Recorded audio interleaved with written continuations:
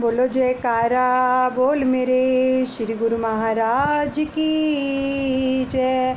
श्री परमहंस दयाल जी महाराज की जय। सर्वप्रथम हम अपने इष्ट देव दादा गुरु महाराज जी के श्री चरण कमलों में लाखों करोड़ों बार दंडवत प्रणाम करते हैं। सभी परमहंसों के चरणों में भी दंडवत प्रणाम करते हैं। और हम श्रवण करने जा रहे हैं श्री अमर ज्योति दर्शन जीवन चरित्र पंचम पातशाह। उससे पहले दादा गुरु महाराज जी से आशीष लेंगे, नमन करेंगे और उनकी ब्लेसिंग लेंगे। तो चलिए बड़े प्रेम से प्रणाम कीजिए, नमन कीजिए दादा गुरुदेव को। मेरे दादा गुरु महाराज तुमको लाखों प्रणाम, कोटि कोटि प्रणाम। मेरी बिगड़ी बनाने वाले तुमको लाखों प्रणाम जी, कोटि कोटि प्रणाम। अद्वैत का पाठ पढ़ाने वाले, भवसागर पार लगाने वाले तुमको लाखों प्रणाम, कोटि कोटि प्रणाम। मेरे हापू बाबा जी तुमको लाखों प्रणाम, कोटि कोटि प्रणाम। सहित देही उड़ जाने वाले तुमको लाखों प्रणाम, कोटि कोटि प्रणाम। मेरे दादा गुरुदेव प्यारे, मेरी अखियों के तारे, मेरे दिल के सहारे, मुझे प्राणों से प्यारे तुम हो, मेरे गुजारे तुमको लाखों प्रणाम, कोटि कोटि प्रणाम। आँखों से सुंदर दर्शन दीदार कर लीजिए।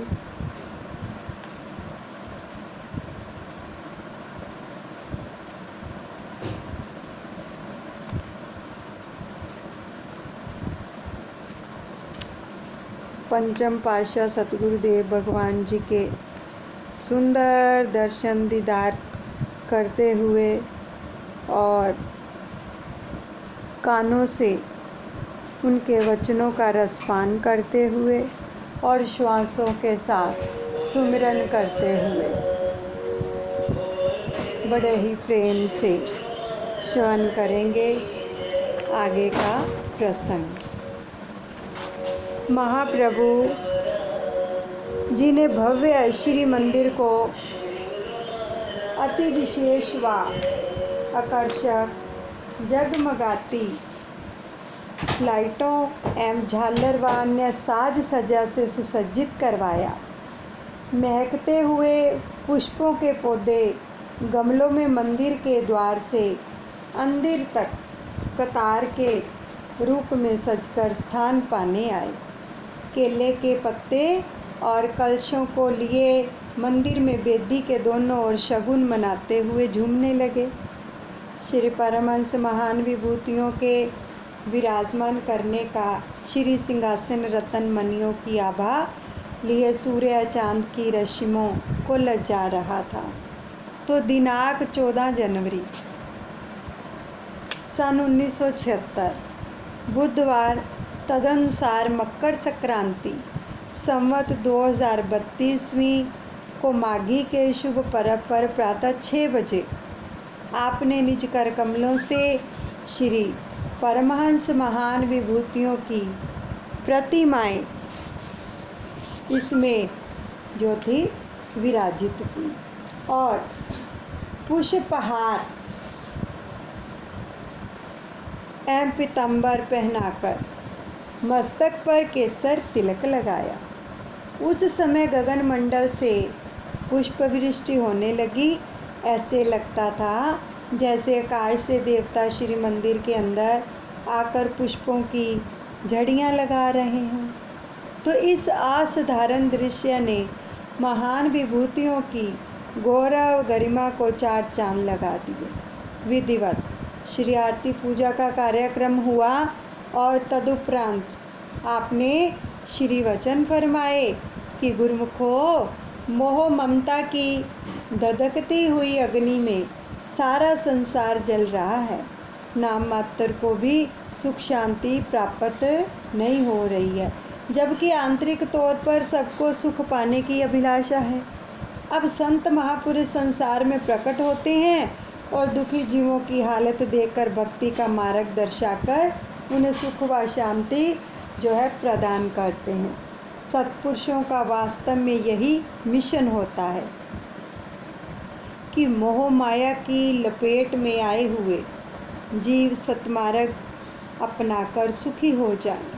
इसी हेतु ही अत्यंत परिश्रम व उत्साहपूर्वक आज के दिन महापुरुषों की पवित्र भूमि श्री प्रयागधाम में श्री परमहंस द्वैत मंदिर की स्थापना कर श्री परमहंस द्वैत मत के शाश्वत ज्योति स्तंभ श्री प्रथम पातशाही जी यानी दादा गुरु महाराज जी, श्री द्वितीय पातशाही नंगली निवासी भगवान जी महाराज और श्री तृतीय पातशाही जी महाराज तथा श्री चतुर्थ पातशाही जी महाराज जी की दिव्य प्रतिमाएं विराजमान की गई। और यहाँ पर नित्य प्रति आज से ही श्री आरती पूजा का नियम आरंभ कर दिया गया, जिससे कि आत्मा प्रफुल्लित होगी एवं जीवन खुशहाल हो जाएगा। और जिज्ञासु जन नित्य प्रति प्रातः व सायं समय आरती पूजा ध्यान एवं भजन अभ्यास करके अपने हृदय को निर्मल बनाकर सच्चे सुख व शांति को प्राप्त करेंगे। सभी प्रेमी जिज्ञासु श्री मंदिर जी के दर्शन पाकर तथा सत्पुरुषों के पावन वचनों की गंगा में स्नान कर तन मन को पावन कर शाश्वत आत्मिक आनंद को प्राप्त करेंगे।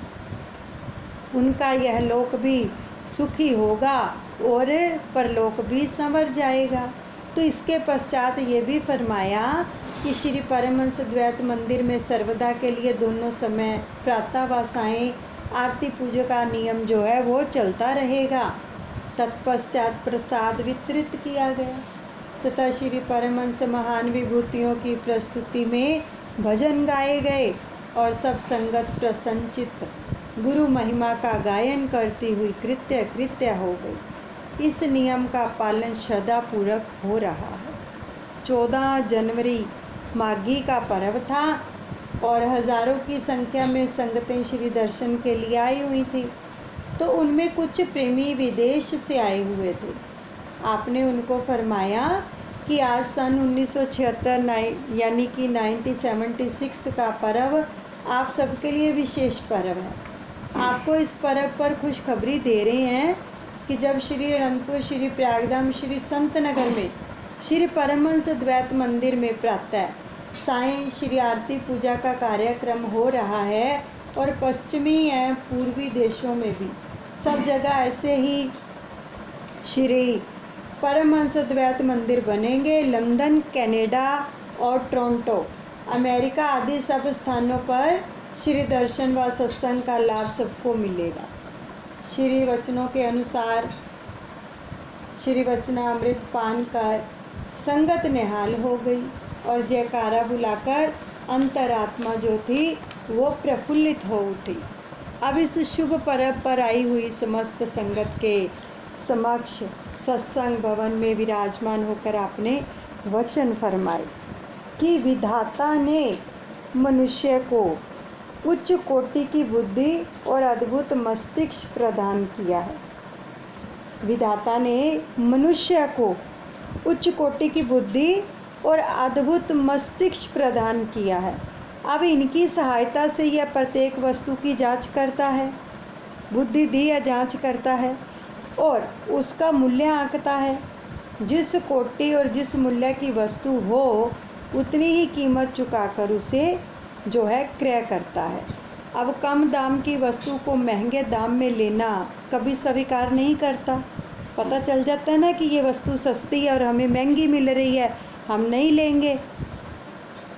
यानी हर अवस्था में इसे लाभ का सौदा करना ही पसंद है। जिससे हमें लाभ हो हम वो ही सौदा करना पसंद करेंगे। ये श्री गुरु महाराज जी वचन फरमा रहे हैं। हानि या घाटा कोई भी नहीं चाहेगा। कोई नहीं चाहेगा ना कि मुझे किसी काम में भी घाटा हो या हानि हो, कोई ऐसा सौदा करता ही नहीं है। तो यह तो हुई संसारिक कामकाज की बात। अब यदि आध्यात्मिक दृष्टिकोण से देखा जाए कि आत्मिक दृष्टि से जो बहुमूल्य वस्तु है उसे देकर कोई कौड़ियाँ खरीद करे तो यह कहाँ की बुद्धिमानी है। यह बहुमूल्य वस्तु कौन सी है जो किसी मोल पर दोबारा नहीं मिल सकती है? वह है मानव जीवन का बहुमूल्य समय, जिसका एक बीता हुआ क्षण, एक गया हुआ श्वास किसी दाम पर लौट कर नहीं आ सकता। जो हमारे श्वास जा रहे हैं ये वापस आएंगे? हमारी कितनी आयु बीत गई, अगर हम चाहें कि वो श्वास वापस आ जाएं, वो समय वापस आ जाए तो ऐसा नहीं हो सकता। तो विद्वानों ने कहा है कि गया वक्त फिर हाथ आता नहीं, सदा सुनहरी दिन दिखाता नहीं। बहुत ही प्यारी पंक्तियाँ हैं। चलता जाए समय का घोड़ा, चलता जाए समय का घोड़ा, तेज हवा में चलता पल पल में जाए, मूर्ख प्राणी तुझे समझ न आए, डाली से फूल जैसे तोड़ा, हाँ तोड़ा, चलता जाए समय का घोड़ा, चलता जाए समय का घोड़ा। समय जा रहा है, हाथ नहीं आता किसी के भी, लेकिन उस समय का सदुपयोग करना, ये मनुष्य को बुद्धि दी है परमात्मा ने। अब अर्थात गया हुआ समय फिर कभी हाथ नहीं आता। ये संसार के सुनहरे दिन क्षणिक हैं, सुख भरे दिन सदा नहीं रहेंगे और ना ही रहते हैं। जो गिने हुए श्वास मिले हैं इसमें मनुष्य एक भी श्वास कम ज़्यादा नहीं कर सकता है। जितने श्वास मिले हैं बस उतने ही हम लेंगे। इसलिए ऐसे अनमोल श्वासों से वह वस्तु प्राप्त करनी है जो नित्य और शाश्वत हो। यदि कोई व्यक्ति यह विचारे कि धन संपत्ति और मान प्रतिष्ठा पाकर उसने समय का सदुपयोग किया है तो यह उसका विचार जो है वो गलत है, क्योंकि ना ये स्थिर रह सकने वाली है और ना ही किसी का साथ दे सकती है। सनातन काल से यही नियम चला रहा है कि राव रंक सम्राट भिखारी जो भी इस धरती पर आया है उसे एक दिन अवश्य में यहाँ से जाना होगा। और जब जीव संसार से कूच करता है ना तो माल मलकियत धन संपत्ति इत्यादि कुछ भी मनुष्य के साथ नहीं जा सकता। आज तक कोई भी ऐसा उदाहरण नहीं मिला कि कोई मरते समय राज्य व शासन को साथ ले गया हो। और इतिहास साक्षी है कि जो बड़े बड़े सम्राट हो गुजरे हैं उनके नाम लेने वाले भी आज संसार में शेष नहीं हैं। जगत में केवल उन्हीं के नाम स्थिर रहे जिन्होंने भक्ति और आत्मिक धन एकत्रित किया। उन्हें संसार से गए हुए भले ही वर्ष गुजर गए हैं, किंतु उनके नाम और उपासक आज भी चंद्र और नक्षत्रों की भांति कायम हैं। लोग बड़े ही सम्मान से उनका नाम लेते हैं और श्रद्धा से शीश झुकाते हैं। उनका नाम लेने से ही चित्त को हर्ष और संतोष मिलता है। यह सब नाम की कमाई के कारण है, क्योंकि उन्होंने नाम की कमाई की है। जिनके नाम अभी तक जिंदा हैं इतिहास में और हम सब लेते भी हैं, तो इससे ये सिद्ध हुआ कि नाम की कमाई ही सर्वोपरि है। जीवन के जो अमूल्य श्वासों का लाभ ही उसने प्राप्त किया जिसने स्थिर रहने वाली वस्तु का जो है संचय किया। अब जिन्होंने समय का सदुपयोग नहीं किया वे भक्ति के धन से वंचित रहे। उन्होंने सचमुच अपने बहुमूल्य समय में से कोई लाभ नहीं उठाया।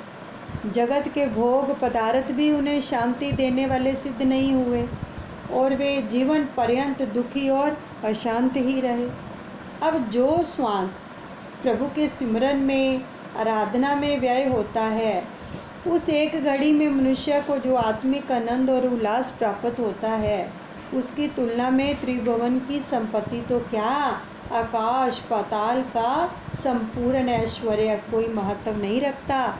इसीलिए प्रभु भक्ति और नाम की कमाई करके आत्मा को मोह माया से मुक्त करना है, और आत्मा की आज़ादी का यह कार्य इसी मानव जन्म में ही पूरा किया जा सकता है, और कोई जन्म नहीं है। सुरती को नाम के साथ जोड़ने का समय यही है। यही समय यदि प्रमाद में निकल गया तो फिर इसका दोबारा मिलना असंभव है। यह समय, यह घड़ी नहीं मिलती बार बार है, वक्त और सामान ऐसा कब मिले हर बार है। ऐसा समय और ऐसी घड़ियाँ बार बार हाथ नहीं आती हैं।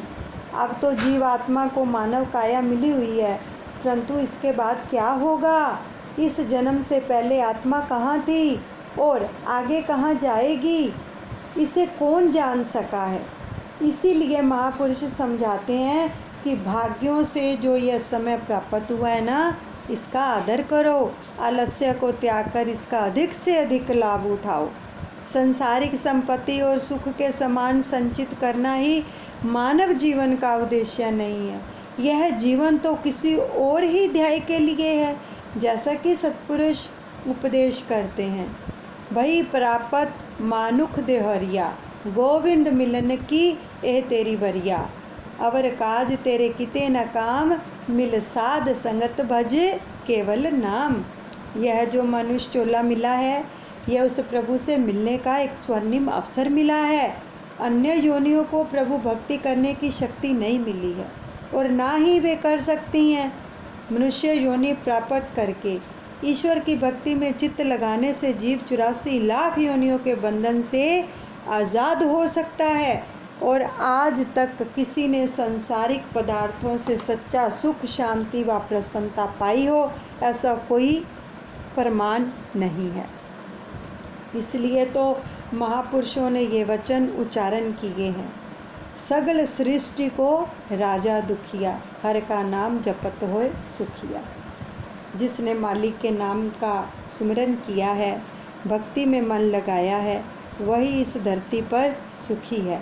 अन्यथा संपूर्ण सृष्टि का सम्राट भी यदि प्रभु भक्ति से वंचित हो तो उसे कभी सुख व शांति प्राप्त नहीं हो सकती। भक्ति से ही मनुष्य को संसार में और प्रभु के दरबार में शोभा मिलती है, और उसका लोक परलोक संवरता है। यदि जीव अज्ञानतावश भक्तिहीन बना रहा तो उसकी संसारिक जीवन धारा भी कष्ट क्लेशों से बीतती है, और मरणोपरांत भी उसे शांति नहीं मिलती। इसलिए महापुरुष बार बार चेतावनी देते हैं कि ऐ मनुष्य, यदि संसारिक भोगों के लालच में तूने भक्ति से विमुख रहकर जीवन की घड़ियों को यूं ही गुजार दी, तो अंत में अपने किए हुए कर्मों का फल भुगतना ही होगा, जो निश्चय ही दुखदायी होगा। तब फिर पछताने के सिवा कुछ भी नहीं बन पड़ेगा। तो लाभ इसी में है कि मानव अपने कर्मों को ऐसे सांचे में डाले जिसका परिणाम नित्य शांति व आनंद हो। भजन आराधन करके और ये सब करने से ही इस संसार में और दूसरे लोक में शांति मिलती है। वही बुद्धिमान, निपुण और प्रवीण कहलाने का अधिकारी है, जिसे असली चीज़ का बोध है। जो मनुष्य जन्म के अमूल्य सांसों का मूल्य डाले और जीवन के ध्याय को अपने सम्मुख रखकर प्रभु की भक्ति और भजन में लग जाए, इसी से लोक परलोक संवरते हैं। यही जीवन का ध्याय और यही लक्ष्य पूर्ति का साधन है। श्री वचनों में जीवन की सत्यता और समय की दुर्लभता का ज्ञान पाकर सबने अंतर मन में आत्म जागृति सब में उत्पन्न हो गई, और ऐसी अनमोल घड़ियों को पाकर सब कोटि कोटि जो आभार है वो प्रकट करने लगे।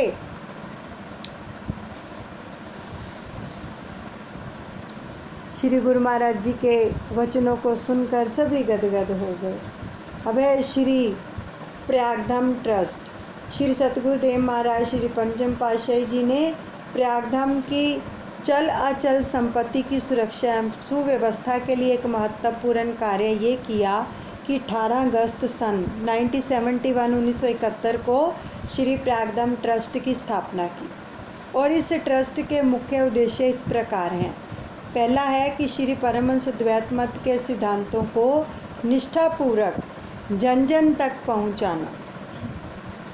श्री परमहंस अद्वैत मत के सिद्धांतों को निष्ठापूर्वक जन जन तक पहुंचाना। दूसरा, भक्ति पथ पर चलने वाले जिज्ञासुओं की आत्मिक उन्नति व मानसिक शांति के लिए भजन अभ्यास तथा सत्संग आदि के विशेष कार्यक्रमों का आयोजन करना। जन संधारण को मनुष्य जन्म के लक्ष्य का बोध कराना तथा आध्यात्मिक लाभ पहुंचाना। आश्रम की चल व अचल संपत्ति की सुरक्षा करना। आश्रम के स्थायी निवासियों के शारीरिक निर्वाह हेतु भोजन, वस्त्र, आवास गृह आदि का उचित प्रबंध करना। आश्रम में आने वाले दर्शनार्थियों की सुविधा के लिए आवास गृह एवं भोजन आदि का निःशुल्क प्रबंध करना। और आश्रमवासी व समीपवर्ती लोगों की सुविधा के लिए आधुनिक धर्मार्थ चिकित्सालय एवं पाठशाला स्थापन करना। स्वाध्याय के लिए धार्मिक पुस्तकों का प्रकाशन करना। इन सब उद्देश्यों की पूर्ति श्री प्रयागधाम ट्रस्ट द्वारा अत्यंत सुचारू रूप से की जा रही है। यहीं पर सत्संग को विश्राम देते हैं। दादा गुरु महाराज जी के चरणों में समर्पण करते हैं। अनुचित क्षमा करें। बोलो जयकारा बोल मेरे श्री गुरु महाराज की जय। श्री परमहंस दयाल जी महाराज की जय। श्री गुरु महाराज जी के हम रोज़ वचनों को सुनते हैं, रसपान करते हैं हर रोज़। देखो नाम के ऊपर कितना जोर देते हैं, कितना जोर देते हैं नाम के ऊपर। हर पल, हर घड़ी, हर क्षण हमारे श्वास खाली नहीं जाने चाहिए, क्योंकि हमारे पास समय बहुत कम है। दादा गुरु महाराज जी तो हर वक्त ये वचन फरमाते थे, समय बहुत कम है, काम बहुत ज़्यादा है। कितना कम समय, हमने क्या क्या इकट्ठा किया पता है? हम सोचते हैं हमने बहुत कुछ इकट्ठा कर लिया, लेकिन झोला खाली का खाली है हमारा। क्योंकि अगर इकट्ठा किया होता तो आज हमारी अवस्था क्या होती? आज हमारी अवस्था वो नहीं होती जो किसी की दो बातें सुनने से हम रोष में आ जाते हैं, किसी की बातें हमारे मन को लग जाती हैं, है ना? हमारे अंदर सहनशीलता नहीं है। ये सब चीज़ें नहीं होती हैं अगर वाकई में ही धन इकट्ठा किया होता तो। इसलिए इन सब चीज़ों से ऊपर उठना है और अपनी अवस्था को, यानी श्री गुरु महाराज जी हमेशा फरमाते थे कि अपनी रूह को ऊपर उठा लो, मालिक के साथ मिला लो। कब मिलेगी? जब नाम जपेंगे, अच्छे कर्म करेंगे। तो इसलिए हर वक्त नाम जपा करो और अपने आप को सुधारो। अगर कहीं पर भी ऐसी कोई परिस्थिति बनती है, ठीक है, जिसको हम फेस नहीं कर सकते, तो क्या करना है? नाम जपना है, सामने वाले को ब्लेस करना है कि इसमें भी प्रभु का रूप है। पलटकर अपनी जुबान से अपशब्द नहीं बोलने हैं, क्योंकि जो गुरुमुख होते हैं, जो भजनानंदी होते हैं, वो मौन रहते हैं ज़्यादा से ज़्यादा और नाम जपते हैं, अपनी जीभ को तालू के साथ लगाए रखते हैं ताकि वाणी को विराम रहे और हमें पता चले कि हमने नाम जपना है। दादा गुरु महाराज जी सबका मंगल करें। बोलिए सतगुरुदेव भगवान की जय।